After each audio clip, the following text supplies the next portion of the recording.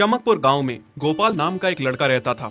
उसकी सौतेली माँ और बाप ने उसे घर से निकाल दिया था। उसकी सौतेली माँ ने सब कुछ अपने और अपने बच्चों के नाम पे कर रखा था और गोपाल को हिस्से के नाम पे 3 गायें दे रखी थीं। गोपाल पढ़ा लिखा तो बहुत था, पर नौकरी ना मिलने के कारण उसने सोच लिया था कि वो अब उन तीनों गायें की खूब देख रेख करके उनसे जो दूध मिलेगा उसे बेच के अपना कारोबार चलाएगा। अब मैं बिल्कुल अकेला हो गया हूँ। गौ माता, तुम तीनों के अलावा मेरा अब कोई भी नहीं है। बस मेरा घर चलाने के लिए तुम तीनों को मेरी मदद करनी होगी। तीनों गायें बहुत ही हट्टी कट्टी और जवान थीं और रिश्ते में भी एक दूसरे की बहनें लगती थीं। चंपा, चमेली और मैना। मैना सबसे बड़ी और समझदार गाय थी।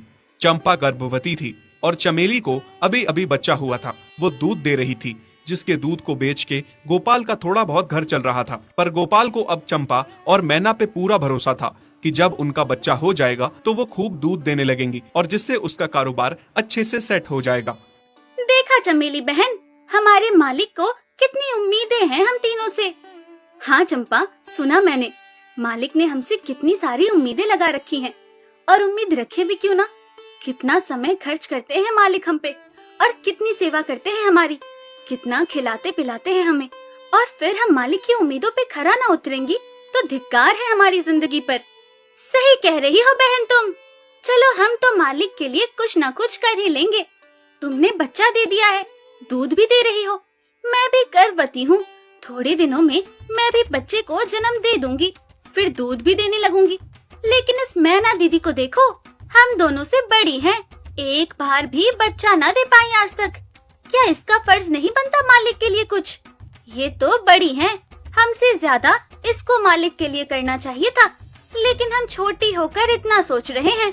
तुम दोनों ऐसा क्यों कह रही हो? क्या गलत कह रहे हैं हम? सही तो कह रहे हैं। कितने सालों से बांझ पड़ी हो तुम। ऐसा कैसे कह सकती हो तुम? बच्चा देना ना देना मेरे हाथ में थोड़े ना है। मैं भी तो माँ बनना चाहती हूँ ना। मैं भी चाहती हूँ कि दूध दूँ और मालिक को मेरे दूध से कुछ फायदा हो। अरे तुम क्या बच्चा दोगी जो इतने सालों से नहीं दे पाई? तुम ये ख्वाब लेना बंद करो कि तुम बच्चा दोगी और तुम्हारे दूध से मालिक को कोई फायदा होगा। दोनों छोटी बहनें बड़ी बहन मैना की बेबसी का मजाक उड़ाती हैं और उस पे हंसती हैं। इस बात से मैना बहुत दुखी होती है और रोती है कि उसी की बहनें उसको दिलासा देने की बजाय उसे ताने मार रही हैं, उसका मजाक उड़ा रही हैं। फिर एक दिन गोपाल का पड़ोसी उससे कहता है, अरे गोपाल, तुम्हारी 2 गायें तो ठीक है, एक गाय का क्या है? उससे तुम्हें कोई फायदा नहीं है, बेच क्यों नहीं देते उसे? अरे नहीं नहीं भाई साहब, बेचना क्यों उसे? अभी बच्चा नहीं दे रही तो क्या पता कल वो बच्चा दे दे। कोई भी काम जल्दबाजी में नहीं करना चाहिए। अरे नहीं गोपाल, मेरे कहने का ये मतलब था कि तुम्हें अपना कारोबार जल्द खड़ा करने की जरूरत है, क्योंकि तुम्हारे घर वालों ने तुम्हारे साथ जो कुछ भी किया वो बहुत गलत था। अब तुम्हें जो भी करना है अकेले ही करना है। आगे शादी भी तो करनी है तुम्हें, उसके लिए भी खूब पैसा कमाना पड़ेगा। जब तुम्हारी सारी गायें दूध देंगी तभी तो कारोबार अच्छा चलेगा ना। हाँ, बात तो तुम सही कह रहे हो भाई।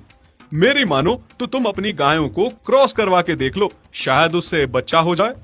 हाँ, ये सुझाव तुमने सही दिया, मैं कल ही ऐसा कर लेता हूँ। सुना तुमने मैना बहन मालिक की बातों को? कितना परेशान है मालिक तुम्हारी वजह से, पर तुम्हें तो कोई बात कह ही नहीं सकते। झट से बुरा जो मान जाती हो तुम।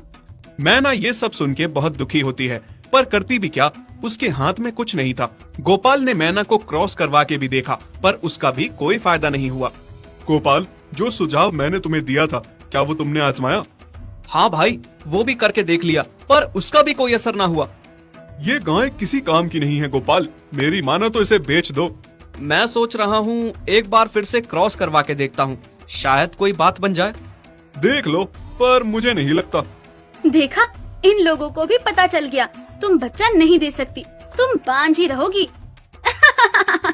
सही कह रही हो तुम दीदी, इतने जतन करने के बाद भी बच्चा नहीं हो रहा तो अब क्या होगा?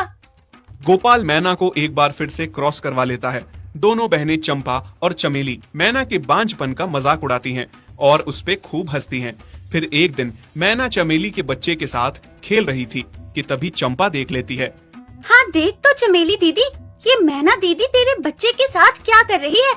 मुझे समझ में नहीं आ रहा, तू इस बांझ के साथ अपने बच्चे को कैसे छोड़ सकती है? जब मेरा बच्चा आ जाएगा मैं